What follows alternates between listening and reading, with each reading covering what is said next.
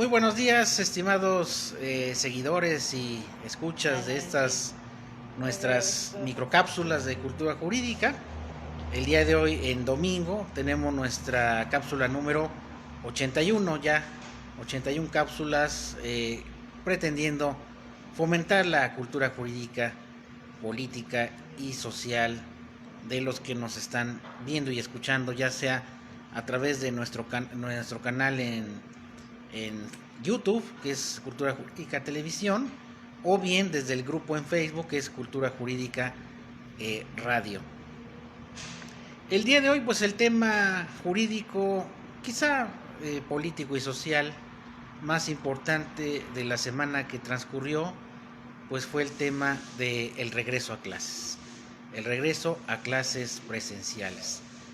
Como ustedes saben, incluso ya lo habíamos comentado en una cápsula anterior, la suspensión de clases se debió no a una circunstancia controlable, sino fue una situación que hizo que se paralizaran las actividades por casi, pues prácticamente un año, un poquito menos, y entre ellas fueron las clases presenciales. Sabemos que pues era una situación de contingencia, no se estaba preparado para esa transición de clases presenciales a clases por medios remotos o a distancia o a través de medios digitales. Sabíamos que eso iba a tener muchas implicaciones. ¿Por qué? Porque sabemos que muchos alumnos, desafortunadamente de zonas rurales, zonas alejadas de las ciudades principales, pues no iban a tener la posibilidad de acceder a estos medios a distancia. Aún así, se hizo todo el esfuerzo, miles de maestros, junto con la SEP y otras dependencias, hicieron todo lo posible, a mí me consta, para que los alumnos no se quedaran sin clases, se diera cumplimiento al derecho a la educación establecido en el artículo 3 de la Constitución, y mucho se especula de que si aprendieron, no aprendieron, pues eso ya prácticamente es responsabilidad de los padres de familia, de los propios alumnos, el poder sacar el máximo provecho de esas clases que no fueron presenciales, el acompañamiento que en su caso se debió de haber dado, incluso la asesoría. Recuerden que los maestros pues no solamente dieron su clase a través de estos medios, sino también en muchas ocasiones se prestaron para dar algún tipo de asesoría fuera de esos medios remotos, ¿no? Sin duda fue un esfuerzo muy, muy grande y cada quien debió de haber cumplido con su responsabilidad. El gobierno, las autoridades educativas federales y estatales, obviamente, los padres de familia en corresponsabilidad por estar al pendiente del aprendizaje de los menores, en la medida de lo posible, etcétera, ¿no? Yo pienso que esto no se debe de cargar por un solo lado, porque yo desafortunadamente vi muchas publicaciones en donde criticaban que aparentemente no había funcionado esa educación en línea. Y eso lo dicen quienes no son maestros, quienes no están en el ámbito educativo y desconocen todo lo que hubo atrás para sostener pues durante esta pandemia, la educación, sobre todo en la educación básica, media y media superior y hasta universitaria. Yo pienso que sí se logró, los resultados fueron buenos, y ahora la polémica que se ha despertado desafortunadamente es si regresan o no a un sistema híbrido, no totalmente presencial, sobre todo los menores de edad, los que están en la educación básica. Ya habíamos comentado que hay pros y contras de esta situación.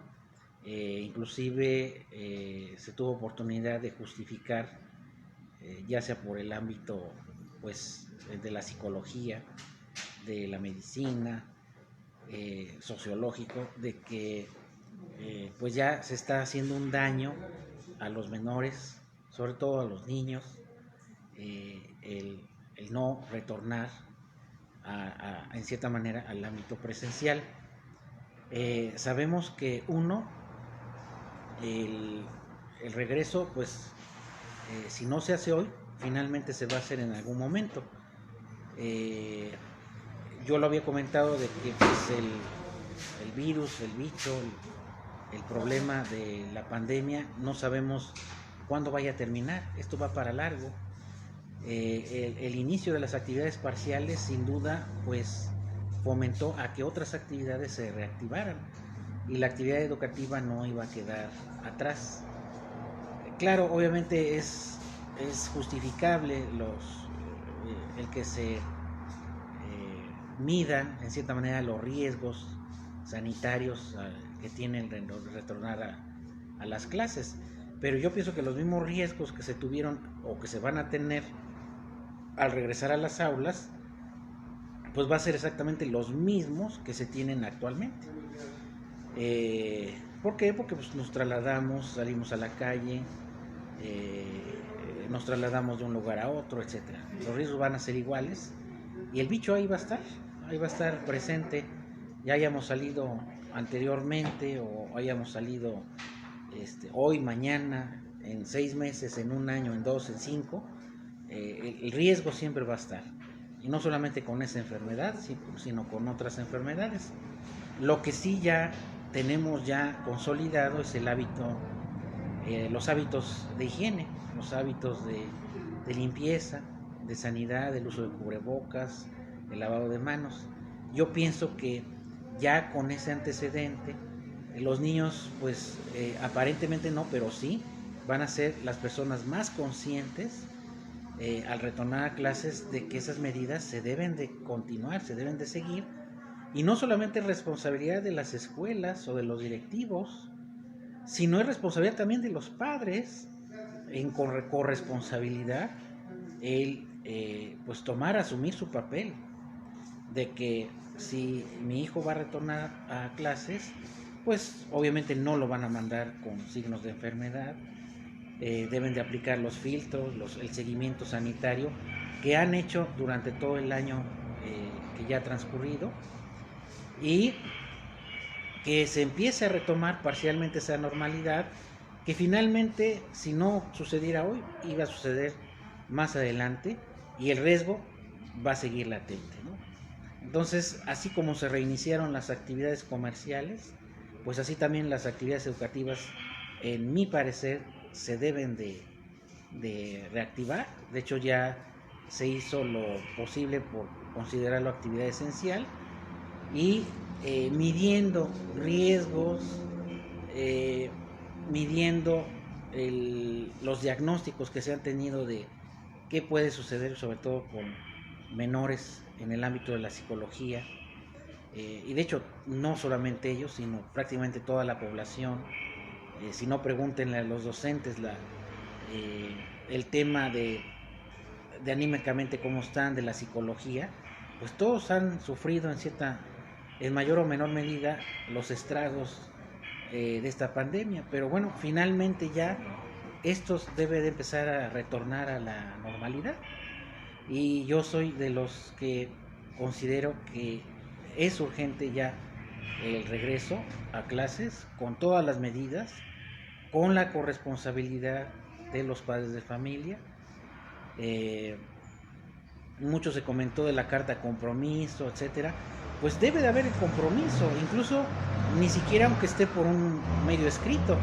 El compromiso debe de ser porque pues yo también soy responsable. Bueno, pues si ahorita durante la pandemia me trasladé o saqué a mis hijos a otras partes, pues los mismos cuidados debo de tener al ir a la escuela. Créanme que docentes, administrativos de las escuelas pondrán mucha atención en lo que en su parte les toque a ellos, y también los padres de familia lo tendrán, ¿no? Entonces yo estoy completamente de acuerdo en que se regrese, no solamente en el ámbito de la educación básica o media superior, sino igual en las universidades. De hecho ya muchas ya regresaron a clases híbridas, presenciales y en línea, y finalmente tarde o temprano lo íbamos a tener que hacer y se va a tener que hacer, ¿no? Porque el riesgo siempre ahí va a estar.